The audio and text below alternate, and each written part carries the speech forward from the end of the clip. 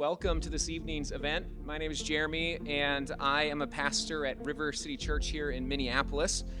River City is helping to sponsor this event and gathers here right at the Ukrainian Event Center each Sunday morning. Our mission as a church is to glorify God by renewing weary lives through a life-giving relationship with Jesus. And we believe the forum tonight is part of our mission because this forum is for the exhausted majority, or the weary majority, you might say, who long for an alternative vision for our civic engagement, but are discouraged at times by our current political environment. And we believe Jesus offers a compelling vision, one that is marked by compassion and conviction. And so even as we begin, I want to put at ease some of your fears if you have them. This is not an attempt to promote a party or a policy or a person. We are not here to advocate for a certain outcome at the ballot box in November. We believe a revival is needed in the way that we conduct ourselves in our civic life. I think it's appropriate for us even to begin, or as we begin, to admit this is not always how Christians have engaged in politics. It has not always been marked with a posture of compassion and conviction. And this is certainly not the public witness that we often see with Christians in politics. And so we all come here tonight with certain assumptions and experiences about what might happen here. But here is my invitation for you and my request. Would you suspend those assumptions for a moment and be willing to engage your heart and your mind in our time together? These are not easy topics to discuss, certainly. Christianity and politics. My mother used to always tell me, we don't talk about religion or politics with our guests. And tonight, we're jumping in the deep end. We're talking about both. And we're glad that you've joined us for this conversation. So as we begin, I just want to say a few words of thanks. First, thank you to all those who have come and are willing to participate in this. It takes courage to join a conversation like this. Special thank you to Justin Gibney, who has joined us all the way from Atlanta. Thank you to the AND campaign and some of those who are involved in our local chapter. And if you want to learn more about the AND campaign, they have a booth in the back, and you can talk with them after the event.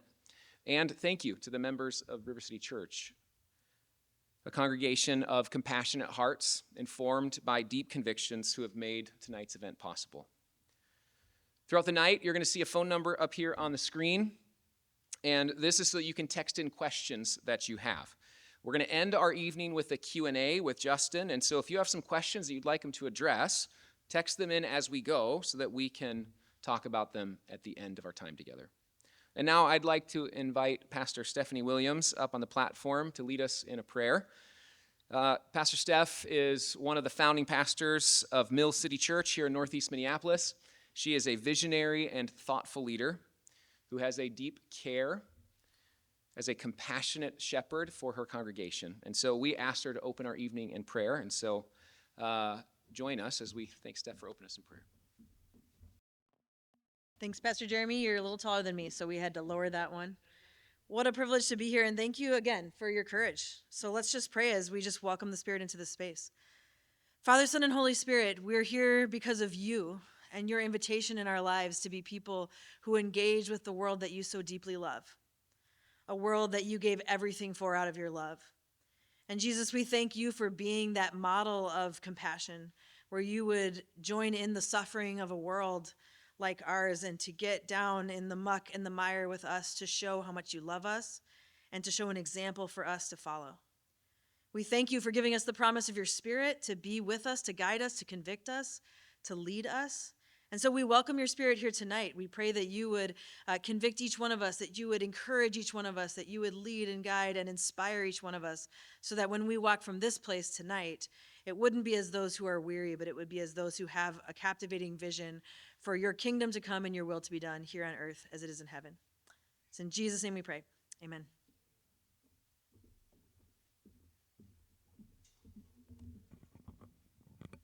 Thank you, Stephanie. Bishop Darnell Williams, who you'll see in your program, was going to be with us tonight to offer kind of an introduction to the evening. However, Unfortunately, he had a medical emergency overnight, and so he's not able to join us this evening. And so we're going to jump right into hearing from Justin. So I want to introduce to you Justin Gibney. Justin is an attorney and political strategist from Atlanta, Georgia. He is the co-founder of the AND campaign and has been a prophetic voice in this conversation over the last several years. His book, Compassion and Conviction, which is the AND campaign's guide to faithful civic engagement, has been incredibly helpful for me as I think about my own civic engagement and how to shepherd our church to think about Christianity and politics today. I've heard him speak on several different occasions. Every time it's been incredibly helpful. And so we are grateful for the honor and the privilege to help facilitate the opportunity for you to hear from him tonight as well. And so please help me welcome Justin Gibney to the platform.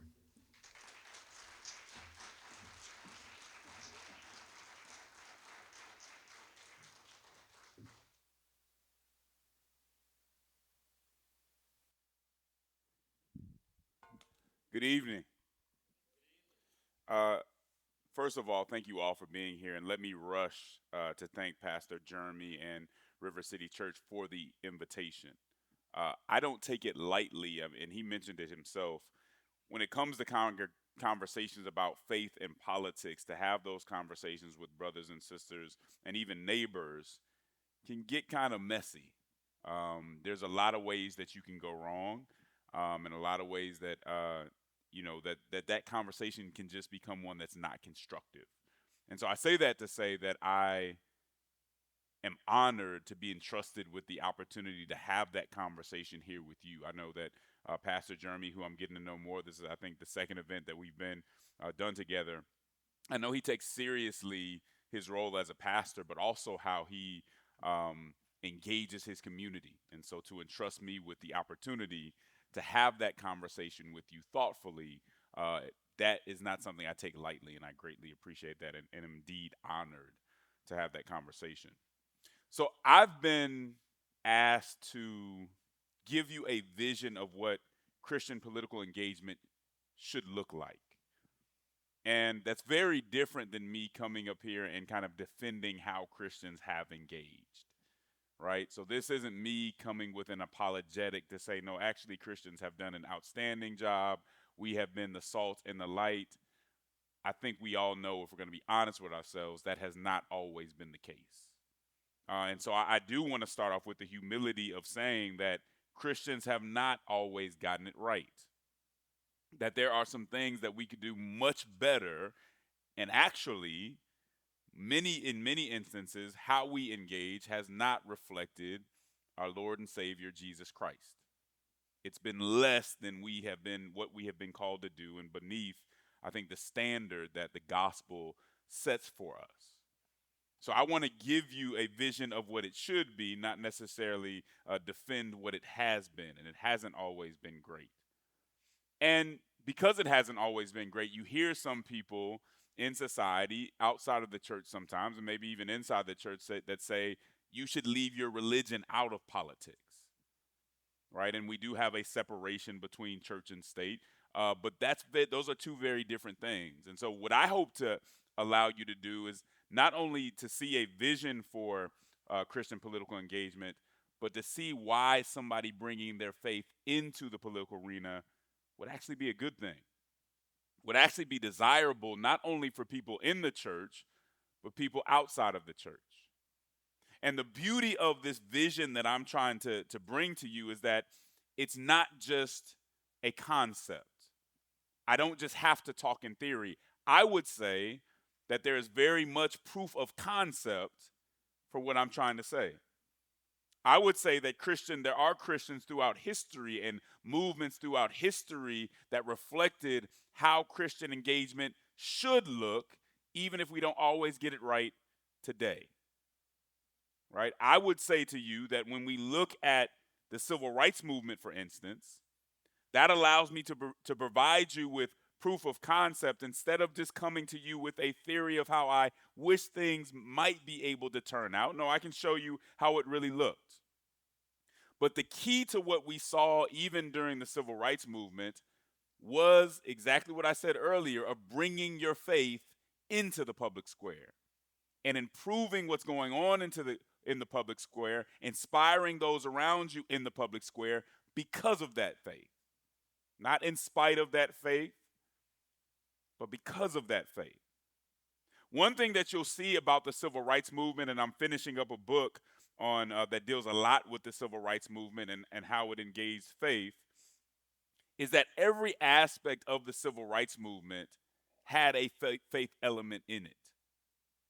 I mean, even the songs that they sang when they marched, when they engaged, came from the church. They were spiritual, they had a purpose. And one of the things I think we'll find is that these gospel hymns and that these old-fashioned spirituals, what they did for them was they served as much-needed reminders of the foundational principles that we never needed an advanced degree to interpret or understand. What it did for them is it reminded them of truths that are sometimes barely visible from our ivory towers, but are glaringly obvious and instructive in the lowlands of our humility. Now, these songs were often tirelessly repetitive, but not vainly repetitive. They drove home the point. They may not have appealed to more sophisticated sensibilities, but they always appealed to a spirit of love. They always provided those who were singing them with an ethic and with the moral imagination that convinced these civil rights leaders to march through Jim Crow's jurisdiction without sword or self-loathing. Lyrics like, "Keep your eyes on the prize," which is an adaptation of "Keep your hand on the plow." And what this spoke of was perseverance and how God's promises liberate us from being enslaved by the threats and the trials of the moment. Or you have lyrics like, "Ain't gonna let nobody turn me around." And I woke up this morning with my mind stayed on freedom. This spoke of the resolve to stay on task and to overcome minor and major setbacks while centering the love of Christ in every interaction. Another song continually repeats, "I'm going to treat everybody right until I die." How simple yet profound when we consider the fact that they weren't just talking about people who blessed them, but they were also talking about people who lynched them and bombed their churches. How different would our public square be if everyone in the public square said, "I'm going to treat everybody right until I die," and they were literally talking about everyone, even those people who disagreed with them. You see, to me, this was a penetrating exposition about how those who are committed to seeing the human dignity in everyone will somehow find the image of God in the most hostile manifestations of human brokenness. It speaks to how the only way to see God in someone who hates you is you have to want to see it. It's to be able to see something that's invisible outside of faith. Sometimes you have to be willing to imagine it in spite of their behavior and all other indications. What would that mean if we really exercised that in our public square today? One of the big issues that I have with our public square and kind of the narratives that are prominent in our public square is there's almost this thought that that if you're civil, then that means you're less passionate and you're less committed to what you're doing. That civility somehow weakens you, that civility is actually weakness. But that's not true. The beauty of the gospel is that the gospel allows you to be tenacious and gracious. I can demand rights, I can demand freedom, I can demand the protection of my neighbor without hating you, without reciprocating the negativity that may be coming from the other side. Now, that's an interesting thought, that we can be tenacious, and gracious. That in fact, in a constitutional republic, if I do go around just insulting people and telling them how stupid they are, I'm probably not being all that effective in promoting or advocating for my cause. But for some reason today, we kind of pretend that to have a temper tantrum in the public square somehow proves your authenticity, proves how passionate you are, and proves how committed you are. Otherwise, you are considered unserious. But we see that it's actually counterproductive. And don't you think for a moment that the people who were part of the civil rights movement, many of these Christians who were out there on the front lines, don't think for a moment that they didn't have the inclination or want to at some times have those temper tantrums, to respond in a way that reciprocated what they were getting. Of course they did. But they also had these spirituals. They also had these words that reminded them who they were supposed to be and who they represented. This is why those spirituals were so important, because they were reminders that as I walk through dogs and fire hoses, that I have a certain standard that I have to uphold. And you don't believe me? Let me give you an example. Civil rights legend Fannie Lou Hamer, after years after being beaten within inches of her life at the behest of a police officer, and she was beaten for the ghastly offense of registering black people to vote. After this beating, years after, she was asked how she felt about the offending officer. And even after being thrashed with an iron baton for no good reason, even after the officer walked away unpunished and she was fined for the incident, Hamer gave an illogically loving response. She said that she felt sorry for the officer because he was sick. She said that America was sick and that America needed a doctor and that Christians had to answer the call. Now, the beauty of this was she was not giving this officer or American injustice a pass. She fought passionately and relentlessly and sought the prosecution of the officer for his crimes. But she did not let that blind her to what Jesus said, even about the most wicked among us, that we had to love them. She knew that it's love and justice, not love or justice. And this is the type of moral imagination that the church can offer a fractured society. This is the brand of moral imagination that allows Christians to be peacemakers in belligerent times. We must see human dignity even in our sneering, foul-mouthed opponents. When she said that he was sick, her understanding, she was understanding his brokenness. How often do we look at someone and not see their brokenness, but just see the consequences of their brokenness? She was saying, I cannot hate him. I have to understand what he's going through too. In a way, she almost was having sympathy for him. It wasn't a condescending statement. It was an understanding of the human condition and where he was within that condition. And that he needed to be, even though he wasn't, he needed to be brought to justice for that. He needed to face the consequences. But even if he didn't, at this moment, she couldn't treat him the same way that he treated her. She couldn't allow that seed of hate to grow inside of her.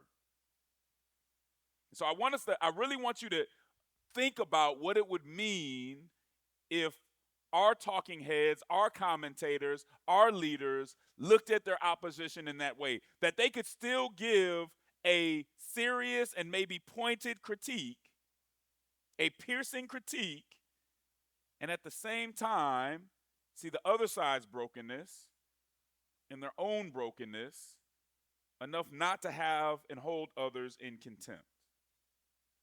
Well, as you heard earlier, the AND campaign is basically built on a framework. It's built on a framework of compassion and conviction. And what this framework of compassion and conviction does is we believe this is an application of the gospel that gives Christians an alternative to the two sides of the culture war, right? And we can talk about that culture war a little bit more later, but let me present you with this framework, all right? And this framework comes from Ephesians 4, verses 14 through 15. Ephesians 4, verses 14 through 15, and it reads, "Then we will no longer be infants, tossed back and forth by the waves and blown here and there by every wind of teaching, and by the cunning and craftiness of people in their deceitful scheming." Here it is. "Instead, speaking the truth in love, we will grow to become in every respect the mature body of Him who is the head, that is Christ." Speaking the truth in love. The conversation about engaging politics to better society inevitably must address what teachings we follow and what methods we'll employ to achieve our objectives. Will we be willing to resort to the dark arts, or will we have a higher standard? Today, as we see, too many Christians are following ideologies that are not in line with the teachings of Jesus, that cannot withstand biblical scrutiny. And here, I think the Bible is talking about something very similar. In Ephesians 4, Apostle Paul is talking to the church of Ephesus. This is the persevering church. Ephesus had endured a lot of suffering and also had false prophets who were trying to infiltrate the church with false teachings. Earlier in Ephesians, Paul talks about being mature. And when he talks about being mature, he's talking about growth in mind, growth in understanding, growth in knowledge of the truth, and growth in moral character.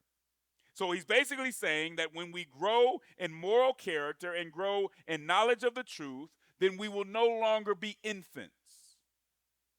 Every conspiracy theory that comes by, we're not going to go along with it because we're not going to be so malleable and impressionable. Everything someone says about our neighbors is not going to upset us because we understand who we're supposed to be. We're not going to be tossed back and forth by the waves and blown here and there by every wind of teaching. Paul is saying that a mature Christian is not easily deceived, not easily swung into error, because a mature Christian knows what they stand for. These false teachers wouldn't be able to indoctrinate a mature Christian because they knew who they were. They were not dictated by the circumstances. So regardless of what false teachings were prominent, again, regardless of what conspiracy theories were going around, mature Christians had a framework of how to engage. Mature Christians were able to what? Speak the truth in love, regardless of the circumstances. Christians should never allow the circumstances or the tactics of their opponents to dictate who they are. Everyone talks a lot. I mean, these days, everyone claims the civil rights movement, especially in February. Everyone wants to lay claim in some way to the civil rights movement. But I don't know that a lot of people really understand one of the primary guiding principles of the civil rights movement. Yes, it was about changing systems. Yes, it was about changing policy. But there was something that was even more important than those things. And it was the understanding that no matter how bad it got, no matter how nasty your opponents were, you could never allow them to have a negative impact on your spirit. Because you could you could change policy, you could change institutions, you could win elections, but if they had a negative impact on your spirit, then you had given up too much. And one of the things that we don't seem to get today is that a good cause is never enough. So whether you're fighting for racial justice or you're fighting for sanctity of life or whatever issue you find yourself fighting for, that cause is not enough to keep you faithful. The spirit of the cause matters. There were a lot of other groups outside of the civil rights movement that were fighting for racial justice that did not come out as faithfully, that did not come out as positively and constructively. Why? Because it wasn't just the cause that mattered, it was the spirit of the cause that mattered.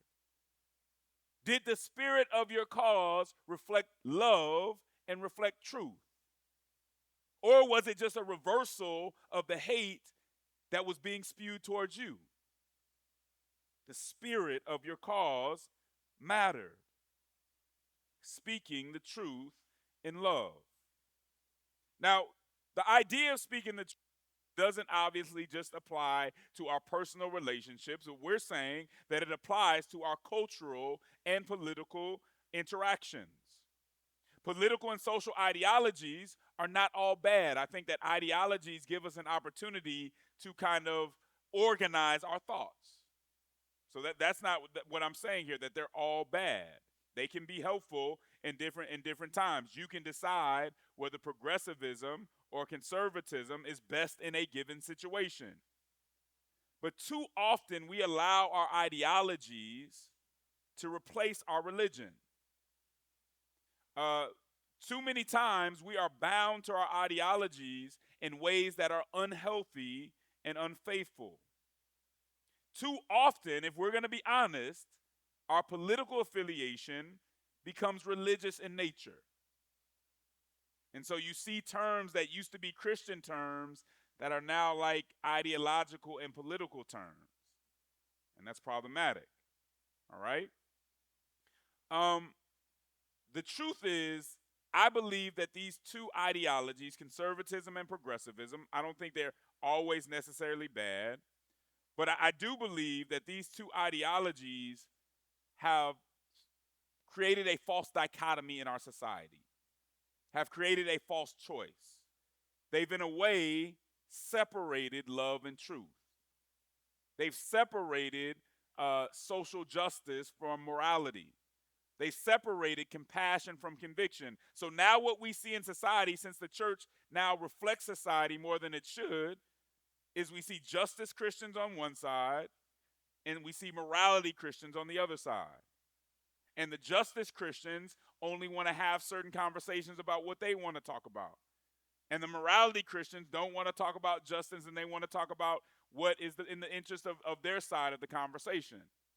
But when I look in the gospel, including in Ephesians 4, but also when I look at Ephesians 4 and also look in the gospel, I don't see a separation between love and truth.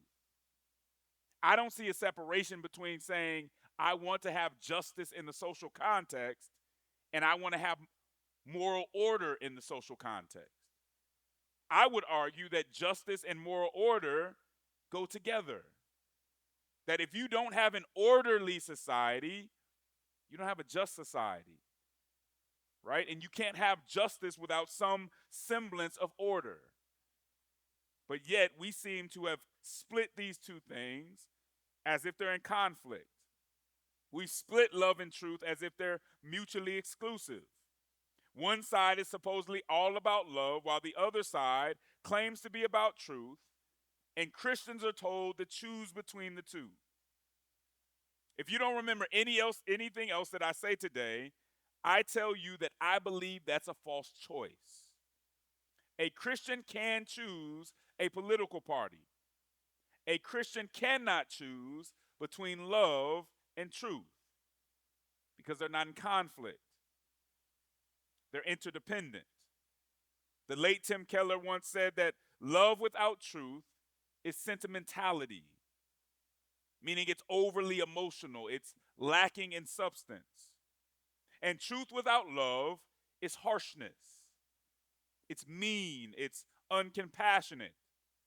These ideologies tend to be either lacking in love or lacking in truth. And as a result, when it comes to political ideology, to be conservative or progressive at all times and on every single issue is not only intellectually lazy, which I do believe that it is, and easily manipulated, but it's unfaithful.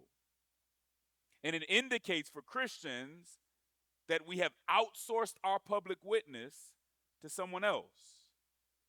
If like if it's like I'm programmed to either end up on one side or the other on every issue, how do I know I'm really thinking through the issue? Certainly, these two ideologies that were made by human hands have some error in them. And if I haven't identified where that error is, I can very easily get pulled into it. Something to think about. But let's look a little deeper into this love and truth framework. Again, this is a framework that I see as a gospel alternative to these culture war options that we've been given. So let's first look at the first side of it, which is the love side of it, the compassion and justice side of this conversation. We know that we have been commanded to love God and to love our neighbors as ourselves. To love our neighbors as ourselves. And we cannot do that if we're not willing to advocate for our neighbor's well-being. What does 1 John 3:16 say love is? It's not just words, it's deeds, and it's what? Self-sacrifice. How do we love our neighbors without self-sacrifice? Without giving up something for them? And I don't want to get into the semantics of this conversation, but I do think we need to really think about what it means not to support social justice, which to me is just justice in the social context. There are certainly definitions of social justice I wouldn't support, but I don't see I could tell anyone that you don't support social justice at all. And here's what I mean. I really think everybody supports social justice. Right? We may have different definitions. We may want it just for certain groups, but I think everybody supports it. And let me tell you why. Nobody in here tonight, in this church tonight, would allow somebody they knew to be in prison, falsely imprisoned, if there's something they could do about it. Nobody's going to do that. Nobody here today is going to allow the children in their neighborhood to drink lead-poisoned water if there's something they could do to stop it. Of course you wouldn't. And why not? Because you believe in social justice. You believe that because of human dignity, there's a certain standard by which every human being should be treated. I can't speak for every definition, but that definition, I'm pretty sure everybody in here supports. But sometimes we pick and choose who we want to give justice to. So that's a love imperative that we have. That's the first side of this framework. Love, compassion, and self-sacrifice for others. We cannot have a self-interested, centered public witness when we're really thinking about our neighbors and what they're going through. But let's also look at the truth side of this. And I think the truth side is sometimes where progressives may come into have issues. The truth and moral order side of this. In Ephesians 4:15, the term speak the truth comes from the Greek word that refers to teaching or professing the truth as it relates to doctrine. Teaching or professing the truth as it relates to doctrine. This is not subjective. Everyone does not have their own separate truth. And so even someone on the left who might say, Christians, you can't tell me what the truth is, or there is no absolute truth, I would say that you do want there to be absolute truth. Because my question to you would be, how do you call someone else in another community, how do you tell them they have to do justice if there's no absolute truth? How do I say, I'm calling you to do right by this person, you need to do it? How do I do that without absolute truth that would provide me with a standard that I could apply to everyone, whether they believed it or not? Only with absolute truth can I tell somebody to do something that they don't believe in, but you do it because the truth isn't dependent on you believing in it. And most people I know on the left, when they talk about justice, they talk about it in a way that says you don't have to believe it for it to be real and for it to be your responsibility. So even those on the left, I would say, would want an absolute truth. Modern thought tells us that we can improve everything, but God's truth cannot be improved. And here's one of the ways I try to think of God's truth, and this may be helpful for some. Think of it kind of like a masterpiece, like a Picasso.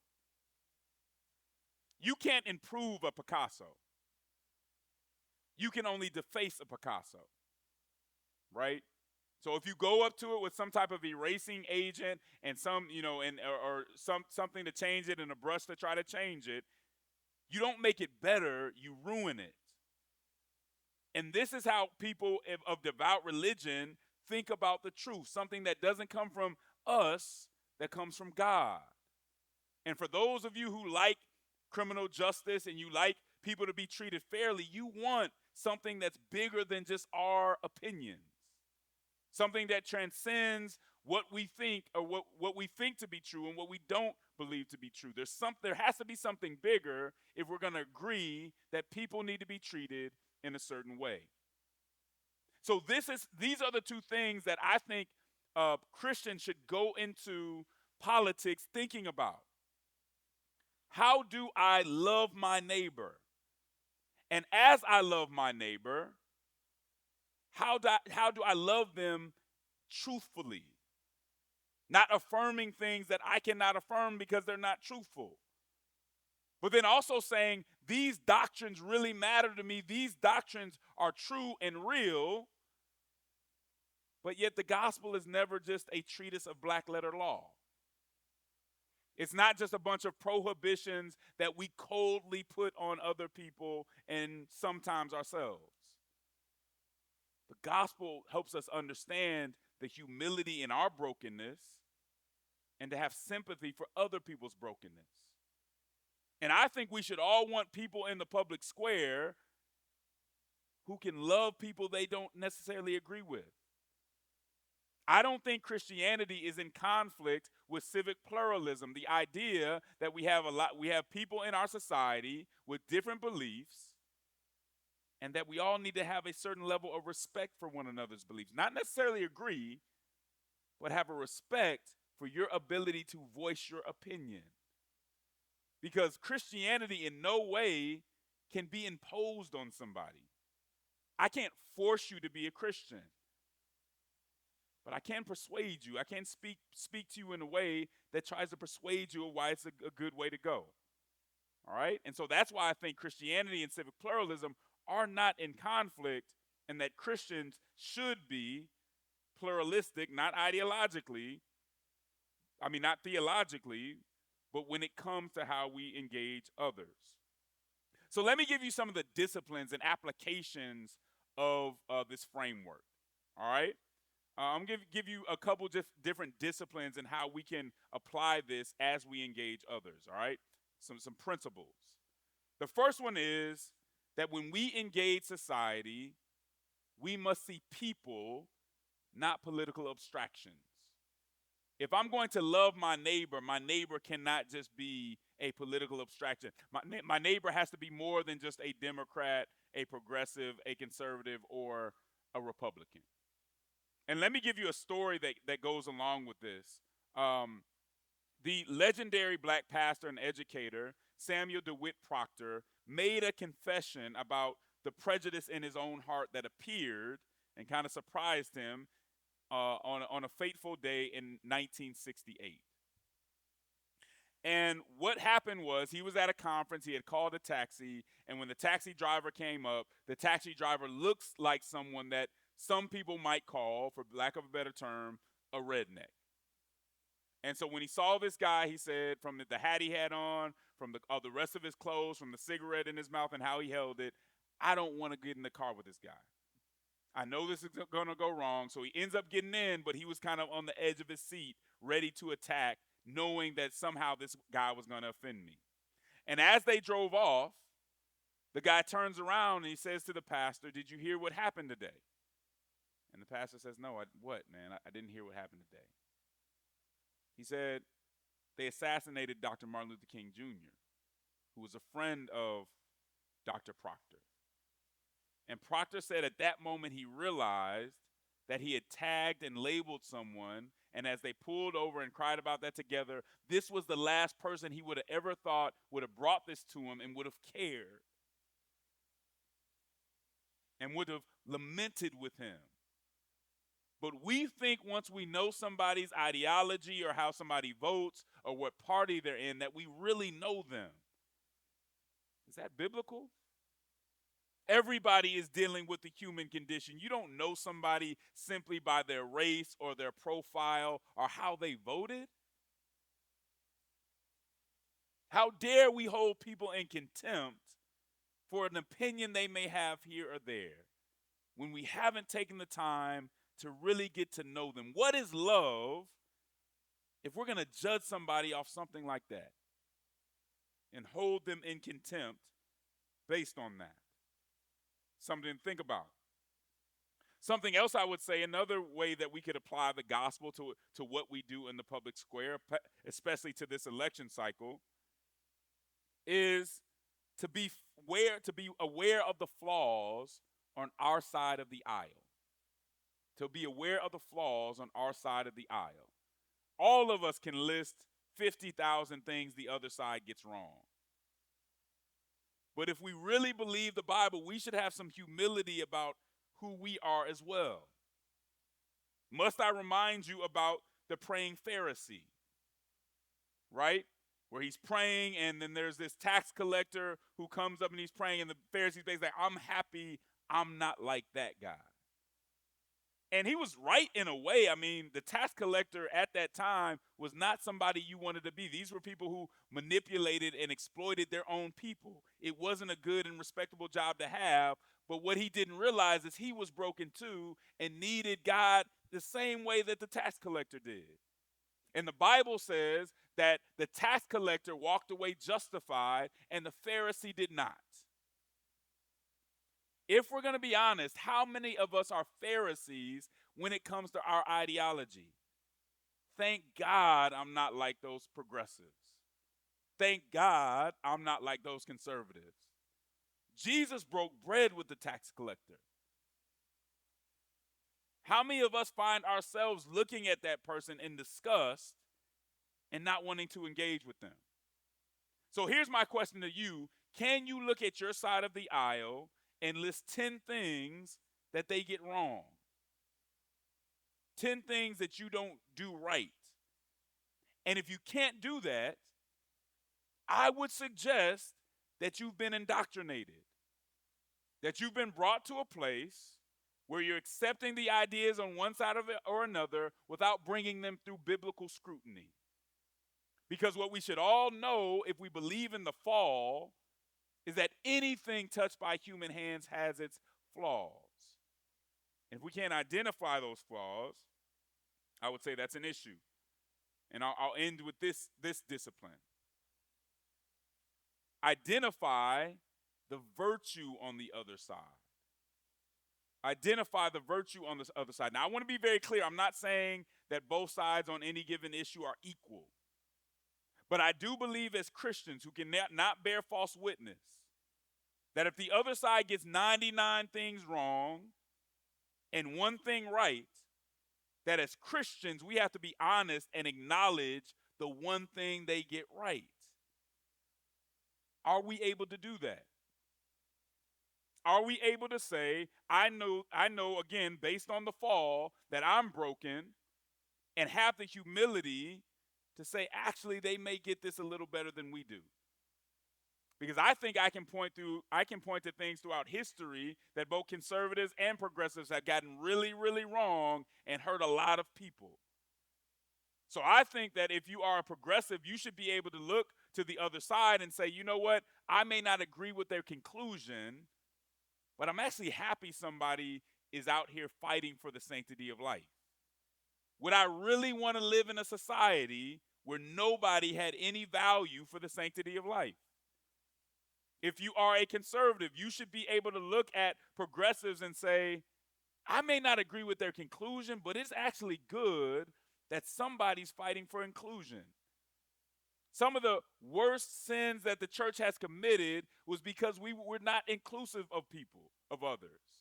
that we did not hear other voices who might see the gospel and parts of the gospel that we don't see, who might see where we have blind spots. Have the humility to know that we get some things wrong too, and we never want to end up like the praying Pharisee or like Jonah when it came to Nineveh, right? These are things that we must look at. And let me end by saying this. For Christians, especially in election season, one of the things that we have to remember is that our public witness is always more important than winning.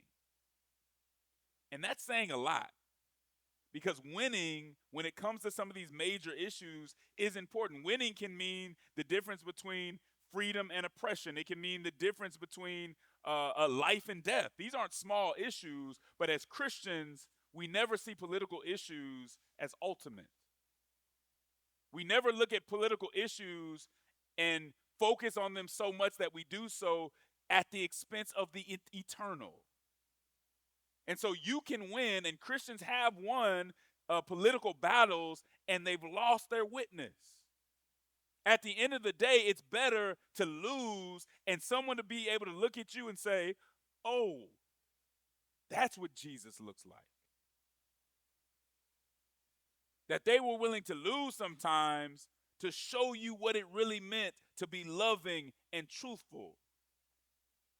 That they were willing to be canceled and treated a certain way to show you what it meant to truly have sympathy and to stand up for what God said was right. Oh, that's what Christianity looks like. Because all our wins in this election and the next, they're passing. They can be reversed tomorrow. But our witness lasts, and our witness is what draws people to Christ. Thank you for being with me this evening.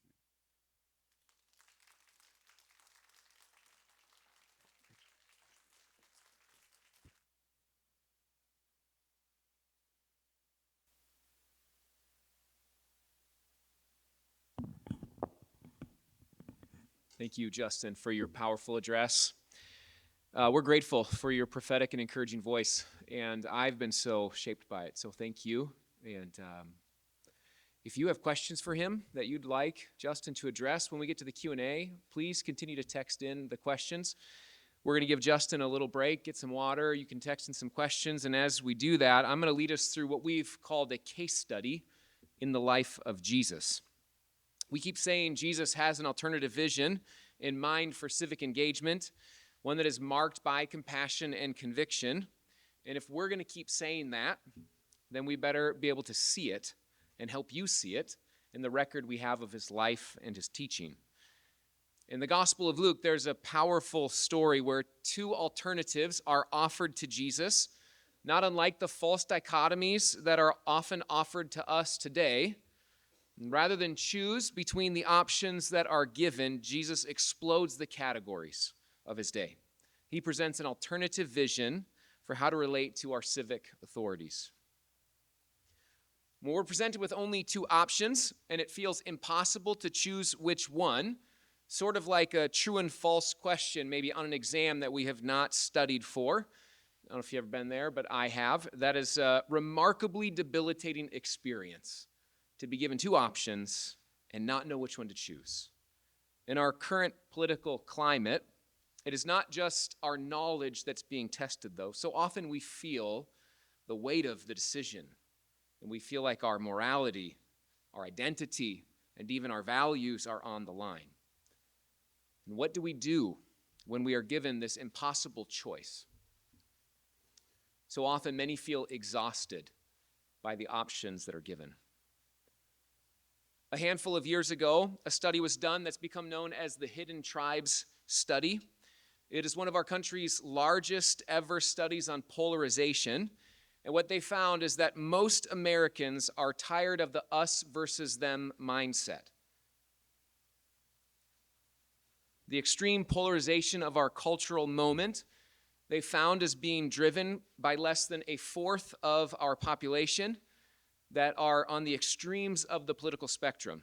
Most people are in what they termed the exhausted majority.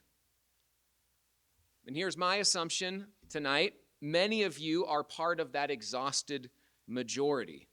And at least in part, you came because you long for an alternative vision for our civic engagement. You are eager to find common ground with one another so that we can pursue the common good together. In some ways, the polarization of our nation has reached levels that we have not seen in modern history. Yet at the same time, what we are experiencing is really not new to the human experience. 2,000 years ago, Jesus was given two false alternatives and forced to make what initially appeared to be an impossible choice.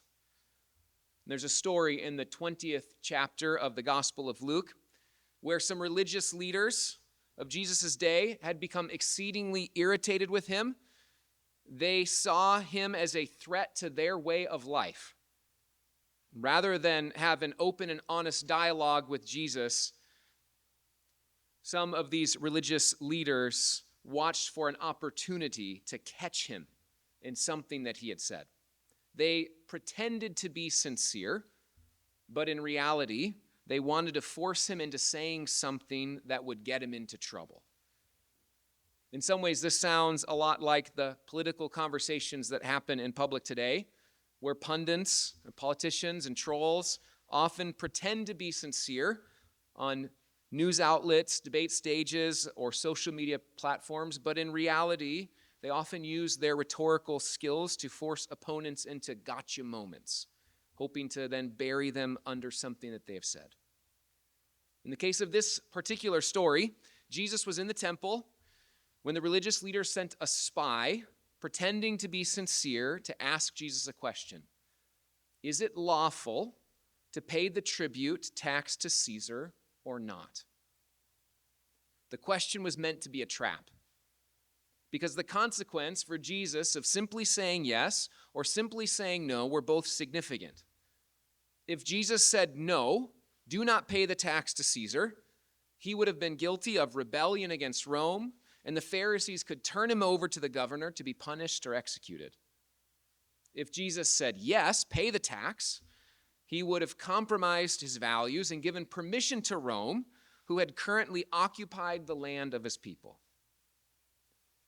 And the tribute tax was a unique tax at the time. It wasn't just for using the roads or for trading in the market.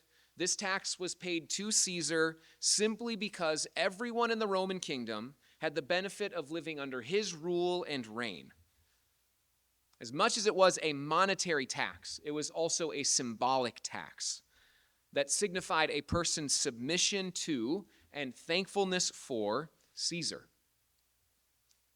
And when this tribute tax was instituted about 20 to 30 years earlier, a Jewish man named Judas had led a revolt against this tax, or because of this tax, and that rebellion was quickly squashed, and the Pharisees are hoping the same sort of thing will happen to Jesus. Now, given the nature of the tribute and the grief that Israel experienced from it, Jesus could not simply accept it as it was. He also knew that he could not simply reject it and spark rebellion and sedition. Do you see the impossible nature of the question? And the ones questioning Jesus don't really care about his answer at the end of the day. They have no genuine interest in a conversation about how they ought to think about the tribute. They are motivated here by their own desire for power and influence. And these motivations and tactics have not gone away in the last 2,000 years. Politics is still highly influenced by people's desire for power and influence. What people have discovered is the more they use language to create a false dichotomy and promote an us versus them mentality, the more they can manipulate people to do what they want. And not all civically minded people are like this. Certainly, not all politicians are like this. I've met several good politicians who are genuinely striving for the common good. But our current political environment rewards people who use rhetoric to dehumanize others, to create divisions, or to oversimplify the issue. We have been told that we can either care about national security or compassionate immigration, personal responsibility or systemic injustice, family values or social programs, Today, we have our own set of false alternatives that can often be used to create a gotcha moment. And in response, Jesus here simply does not accept the framework offered to him by the religious leaders. In our 21st century context, we also do not need to submit to the paradigms given to us by the extreme ends of the political spectrum. And it seems almost too obvious to say, and Justin said it so clearly, but it needs to continue to be said. You can care about both moral order and social justice. Luke tells us that Jesus, quote, perceived their craftiness. Jesus was aware of what they were doing. And rather than be sucked into their paradigm, he offers a completely different way to think about the answer. Here's something we can also do today. Rather than accept the paradigms given to us, let's find better ways to think about our civic life. And the first thing Jesus does is asks to see a coin. And then he asks whose image is on the coin. And they answer honestly with just one word, Caesar's. And we actually still have some of these coins today, so we know exactly what was on them. On the denarius was an image of Caesar wrapped in laurel wreaths, and the text reads, Tiberius Caesar, son of the divine Augustus. On the other side of the coin was an image of his mother, portrayed as the human incarnation of the goddess of peace, with an inscription, High Priest. This coin depicted Caesar as divine king, Son of God, High Priest. And Jesus has come on the scene making the same sort of claims. He claimed to be the Jewish Messiah, who was supposed to come as the divine king. He was said to be the Son of the one true God, the ultimate high priest. And so these religious leaders assume in their question that the kingdom Jesus is bringing or claims to bring is of the same type and category of the kingdoms of the world, which are marked by the pursuit of self-serving power, where greatness is found in positions of privilege and influence, where military might is the greatest form of validation. And in a simple statement, Jesus completely reframes the assumptions behind the religious leaders' questions. And he tells them, render to Caesar the things that are Caesar's, and to God the things that are God's. And the key to understanding his response is to see the way that he subtly changes the verb in his reply. The spy had asked if they should give the tribute to Caesar, and Jesus says to render it to Caesar. And the Greek words behind the English words we translate as give and render are different words. And the difference is that the word render doesn't simply mean to give, but to repay or to give back what was theirs. In the case of the denarius, it literally was Caesar's. They were minted out of his private wealth. They were minted with his image on them. And when Caesar asks for it back, why not give it to him? Why not pay to Caesar what is already his? And in this way, Jesus affirms the role and the rights of governments. But that's not all he says. He contrasts this tribute rendered to Caesar by saying, all and the things that are God's to God. And here's the logic that Jesus is using. If the denarius coin was made in the image of Caesar, then give it back to him, which leads us to ask, what was made in the image of God? What can be rendered back to him? And the assumed answer for Jesus is humanity. If we render or give back to God what is God's, what was created in his image, that means we give him our entire allegiance. And in this one simple statement, Jesus both affirms the necessary role of governments and he reminds everyone of the limits of the government, setting us free from being enslaved to the kingdoms of the world. And as a result, free from the patterns and principles of these kingdoms. This case study in the life of Jesus can help us see how his vision of civic engagement gives us a paradigm that can guide us today. By affirming the necessary role governments play, Jesus acknowledges our ability and our need to participate within these earthly systems for the common good. The reality is that governments do a tremendous amount of good in the world. Even if they execute their duties imperfectly, and even though we've had evil governments in history, so often governments do protect their citizens from danger, both foreign and domestic. They provide for the needs of their citizens. They create avenues for human flourishing, medicine, education, art, and infrastructure. The Christian vision of civic engagement is not anti-government, because we know that governments are an important avenue God has given us for human flourishing. If we care about the good of our neighbors, then we should care about how this significant institution stewards its responsibility for common good in our world.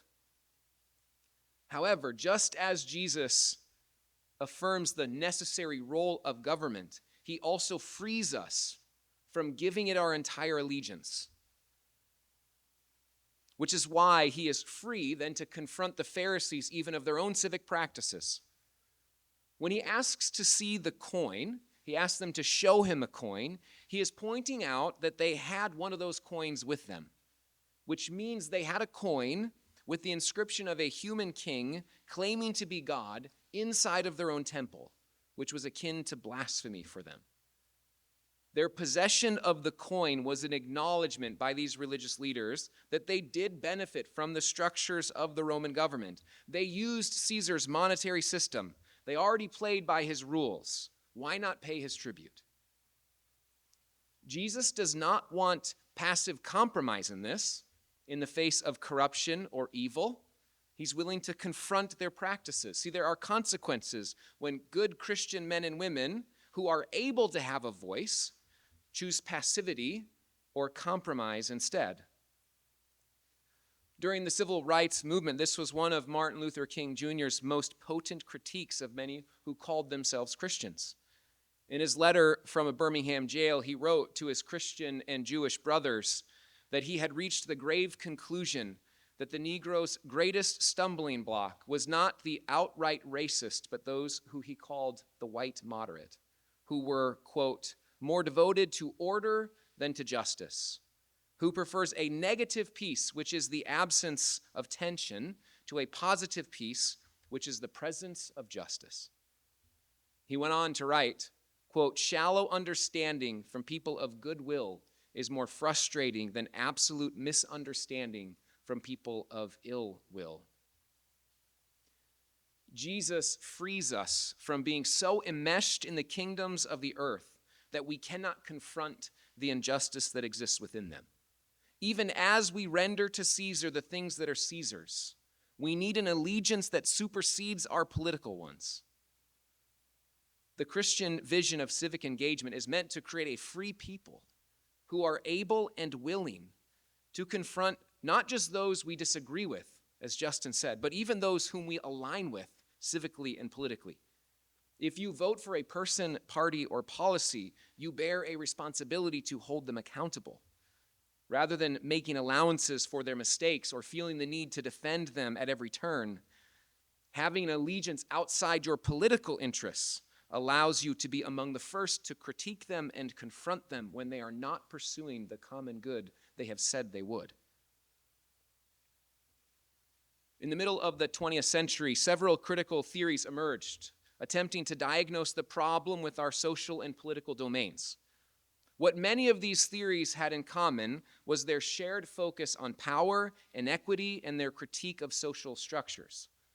One of their shared assumptions is that human systems will inevitably have some people in power and others who experience some degree of oppression from those in power. And when we read the teaching of Jesus, there's some overlap with these theories, at least as it relates to a diagnosis of the problem.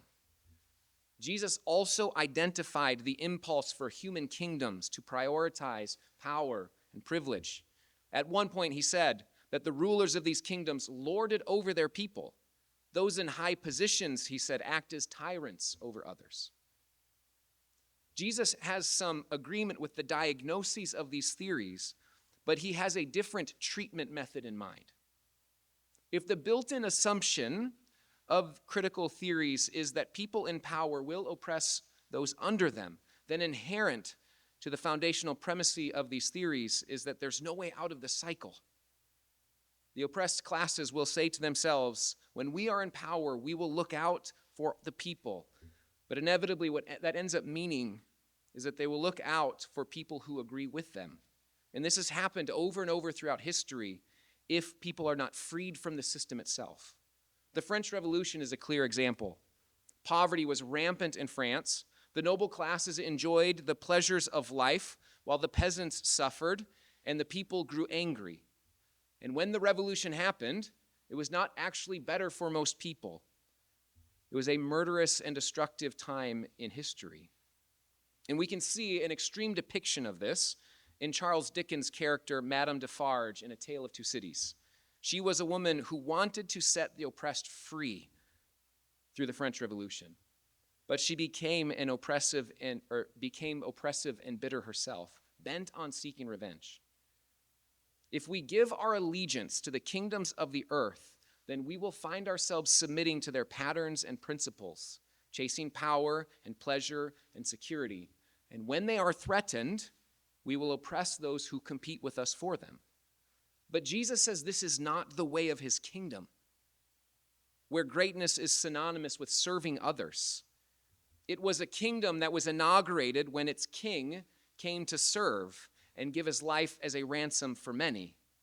If we are going to be free from the patterns of these earthly kingdoms, then we need a sacrifice that will set us free, that will give us an allegiance outside of the earthly systems. One of Madame Defarge's victims in A Tale of Two Cities was a man named Sidney Carton. In the story, two men who look alike, Sidney Carton and Charles Darnay, both love the same woman, Lucy Manet. But Lucy chooses to marry Charles. Later in the story, during the French Revolution, Charles is thrown into prison and awaits execution by the guillotine. Sidney eventually visits Charles in prison, drugs him, and has him carried out so that he can take his place at the execution. When a young seamstress, also on death row, realizes what happened, that Sidney had taken Charles' place, she is amazed at his sacrifice, and she asks him to hold her hand for strength. She was deeply moved by his substitutionary death, and it wasn't even for her. And when we realize Jesus did the very same thing for us, it changes everything. Through his sacrifice, we become free to render to Caesar the things that are Caesar's without being enslaved to pursue the power and privilege of these earthly kingdoms. This is the power that was behind the civil rights movement that gave them the spirit for their cause so they could not become entwined to the same practices and principles. Consider the life of Jesus himself. He was a king with no coin in his pocket. He had to ask the religious leaders for the coin. He came as a king who did not yield to the temporary pleasures of this world because he had a vision to provide eternal pleasures to all who would believe. Jesus came as a king who was rejected by the people that he came to serve, by the Roman government who did not protect him, even though they knew he was innocent, and he was rejected at the cross, even though he lived a pure life. When we render or give back our whole selves to a king like this, who pursued greatness by serving us and giving his life as a ransom for many, do you see how it frees us from being enslaved to the currency of the earthly systems? Jesus himself was offered a false dichotomy of confrontation or compromise. And in response, he frees us to render to our government the things that are our government's, because he makes it possible to render to God the things that are God's. This is a vision of civic engagement that could transform our cultural moment. And tonight, we're calling one another to engage in this political season with a renewed commitment to the common good. Now, if you'll just give us one moment, I'm going to have Justin coming back up here, and we're going to reset the stage, and we're going to sit down together, and we'll answer some of the questions that you've been texting in. And so if you have any questions left, please text them in at the number below so that we can address them. We see some questions already coming in, and we'll get through those. But if you have any others, let us know. We'd love to answer them. Good. Well, thank you for the questions you guys have submitted. And thanks for being willing to answer a few of them. Yeah, good job with that, too. I appreciate that. Thank you. So the first question that we've got from the audience is, how do I navigate conversations with people who are aggressive about their ideologies, especially those who are family and don't want to listen and only want to argue? Yeah. I think the first thing we have to be realistic about is that everybody's not ready to have a constructive conversation about politics, right? So I don't know any method to make someone who's being somewhat, who's being unproductive in the way that they address it to make them be productive. But I think you have to take kind of the long view. I think you have to say, number one, this relationship is more important than me being right, right? So at Thanksgiving, you have your uncle who you disagree with.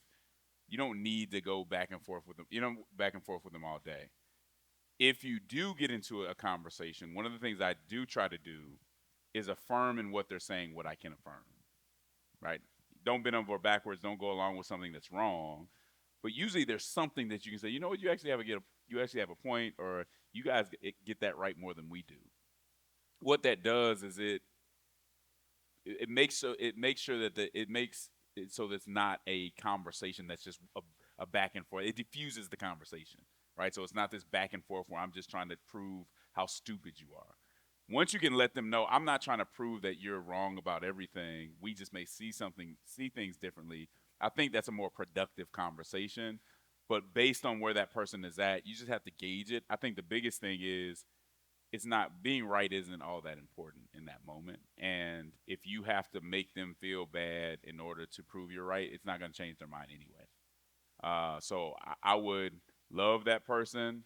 Maybe try to talk about something else if the conversation does go there. Affirm what you can and just kind of leave it there. Are there certain areas in this political conversation that you've found are easier to engage kind of some common values, or where you find these are easier ways to begin, or easier areas to find some commonalities that create some of those inroads to conversation? Yeah, usually, sadly, so many of our conversations when it comes to politics are about national politics.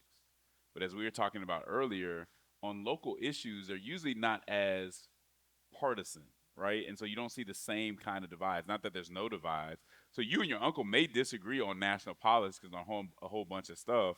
There's probably something that you guys can agree on when it comes to local politics, which actually both of you could probably have a more direct impact on, right?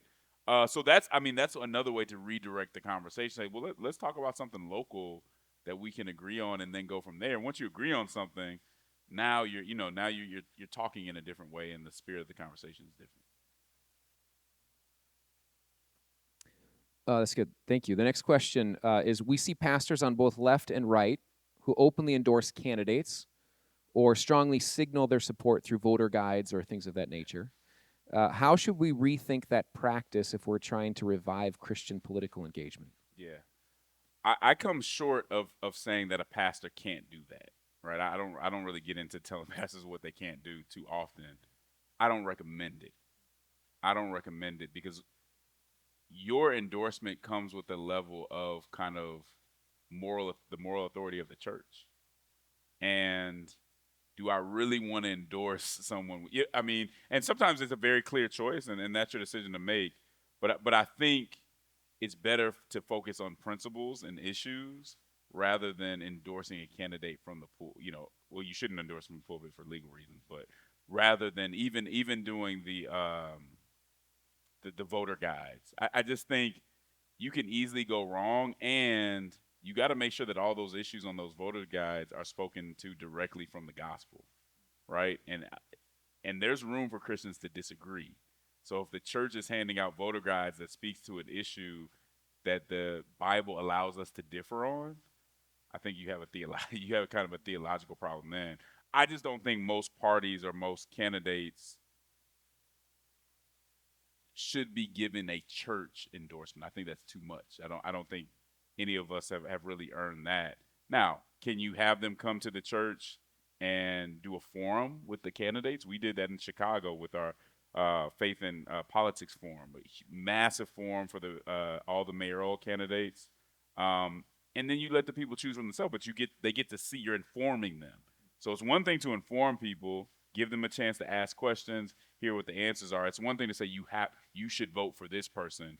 You got to be very careful with that. Although I can't say that the Bible prohibits it or anything like that. Related maybe to what it looks like for Christians to engage in particular voting matters. Is there a Christian duty to cast a vote, and how would you instruct a Christian to think about their responsibility or their freedom to not engage in that way? That's a good question. I see it as a matter of stewardship, and so as a citizen, as someone who has the right to vote, that means that you have influence. And that means that you can use your influence to pursue human flourishing and to protect your neighbor and things of that nature. Does the Bible say you have to vote? No. But I would think it'd be poor stewardship to not use that influence as best as you could. Right? And that's the most I can say about it. I can't say, you're going to hell, you didn't vote. But I think, but I do think, are you being as faithful as you can be? Let's take it to serious issues. Um, if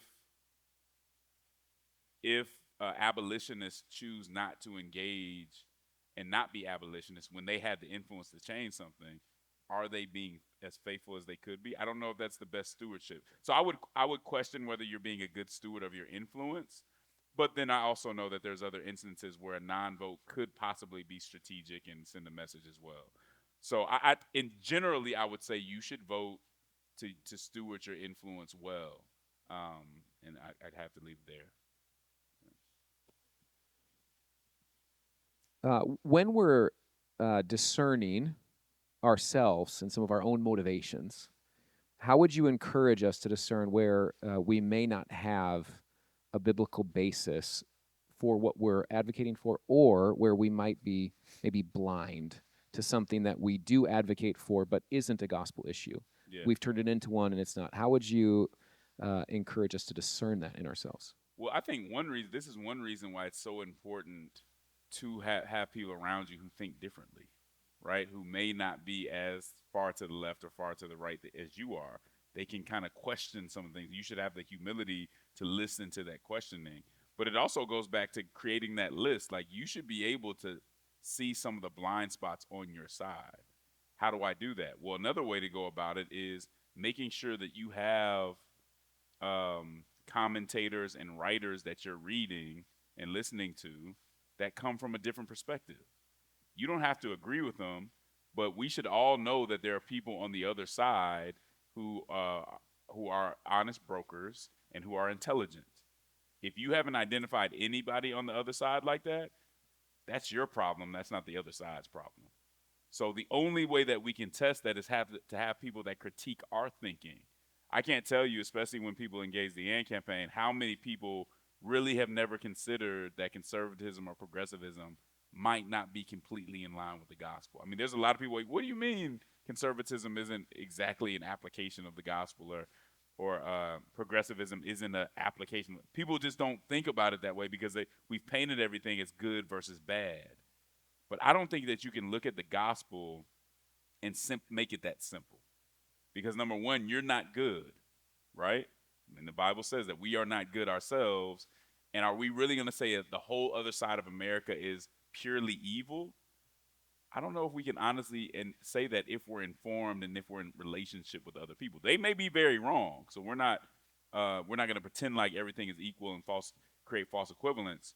But when you have people around you that you care about, that you're humble enough to listen to, you begin to they see your blind spots, and you begin to kind of scrutinize even some of your own assumptions about what was biblical and what isn't.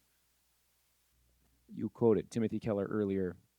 One of the things that he said that really struck me, based on what you're saying, is that The reality of sin in our lives means that we're not as good as our right beliefs should make us. Yes. But also because of common grace, everyone else is not as bad as their quote unquote wrong beliefs should make them, Yes. and we should have the humility to acknowledge that. Yes, we absolutely overestimate our rightness, and our righteousness. And if we truly believe in it, it's just like the praying Pharisees. If we truly believe that we have a brokenness in us, we got to listen to other people to find that out. And that's the beauty of democratic discourse and a pluralistic society.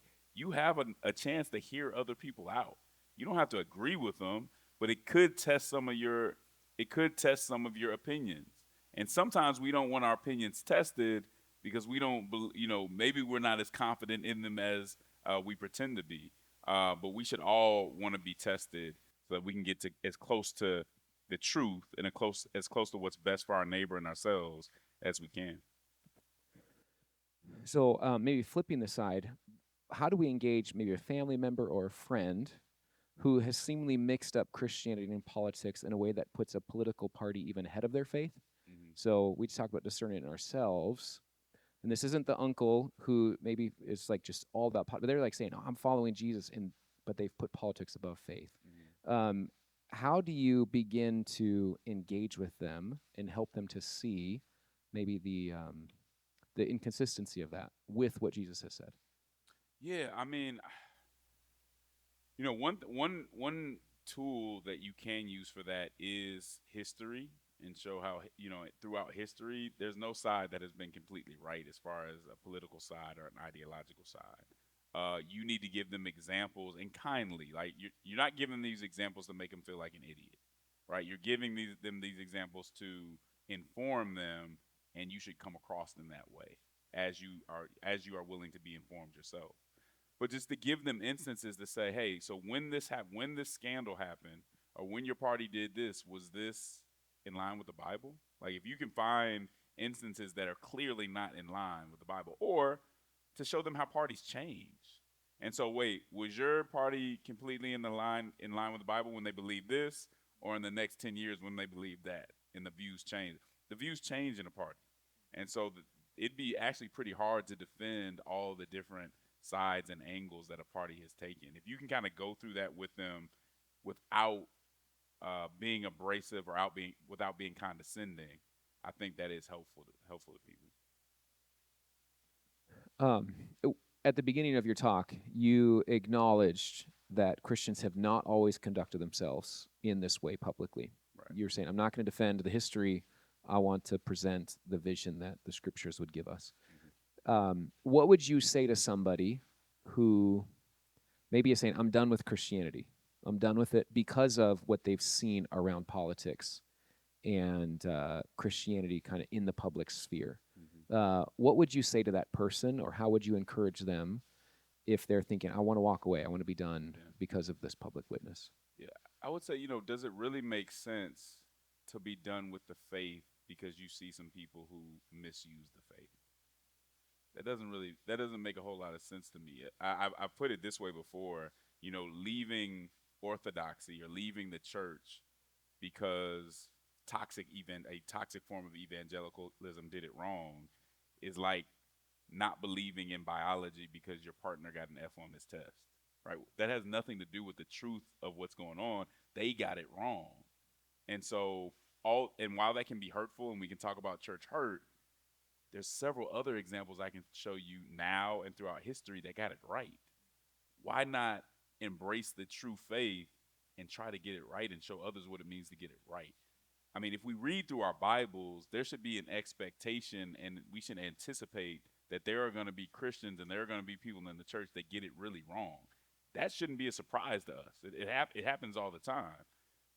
We have to understand that our relationship is with Jesus, and even when the church gets something wrong, we can't allow that to control our faith, because our faith isn't in the people who are doing it wrong.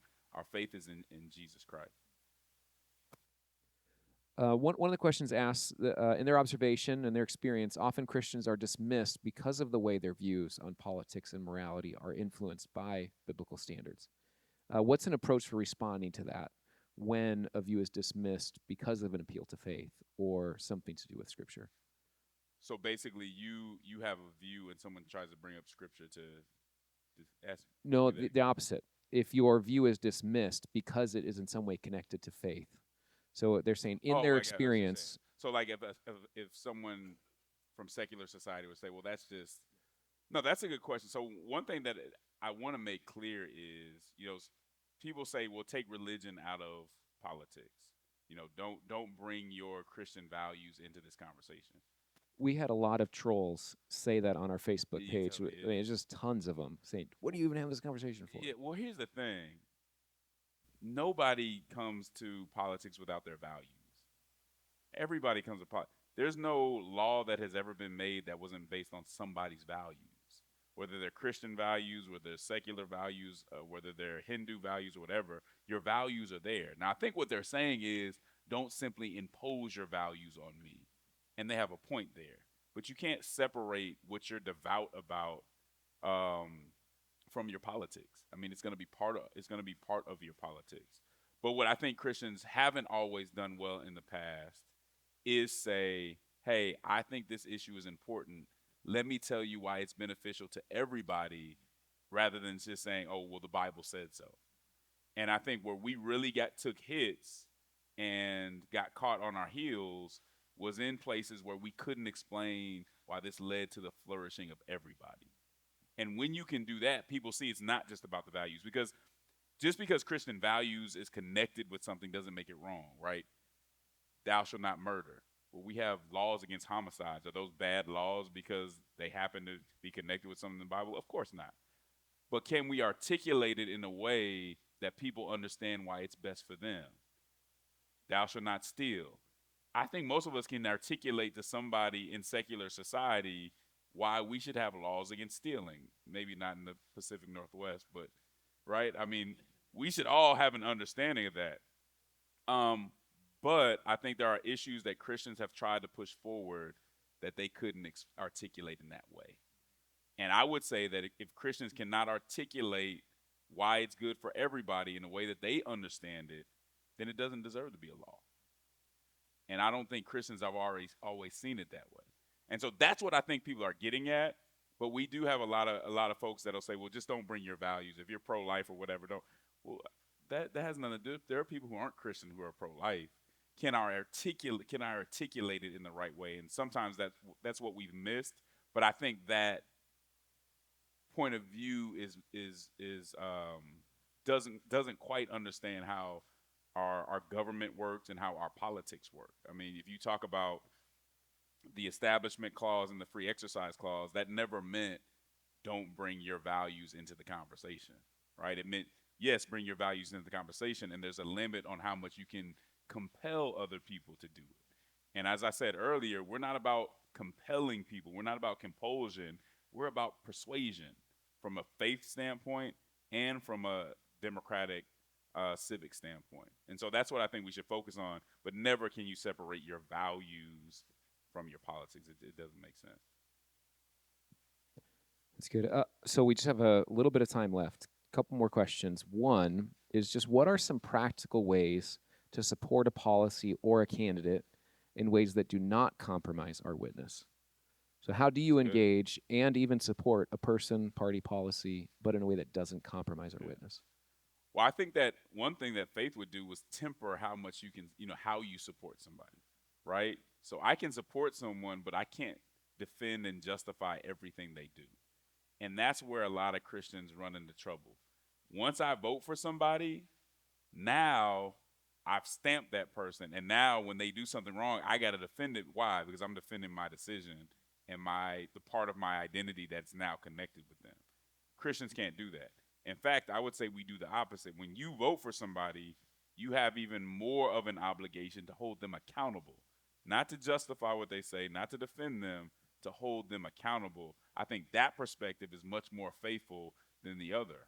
Whoever you vote for in this election, not only should you call them out at the end of the day when they do some wrong, but be vocal to people now about what you disagree with them on. We like to pretend once we make a decision, this person gets everything right. No, I'm going to vote for this person despite the fact that they get this, and this wrong. And I think that's a much more faithful way to endorse and to support a candidate.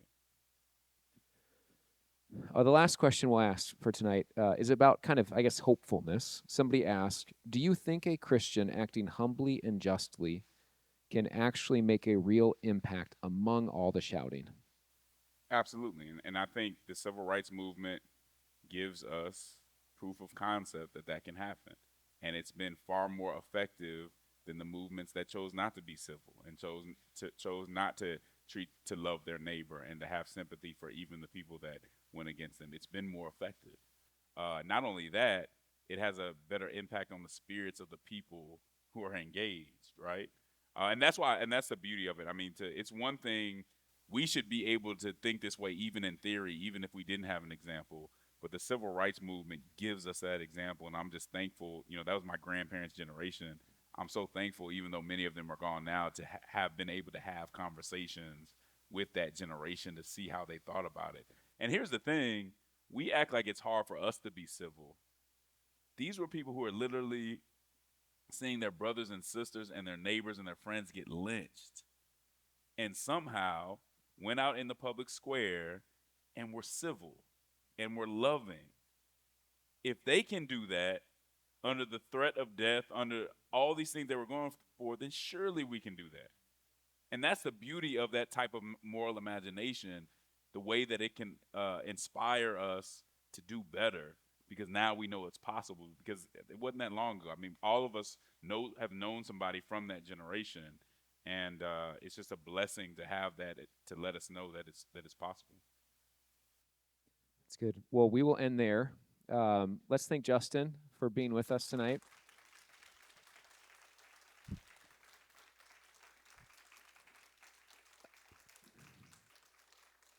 Thank you for coming and gathering with us tonight.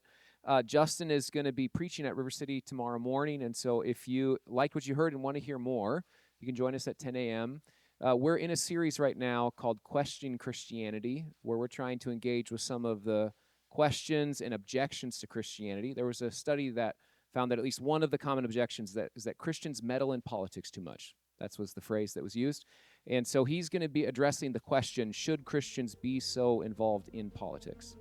And so we're thankful, Justin, that you're here tonight, and we look forward to spending some time with you in the morning. Thank you. Look forward to it. Thanks, everyone.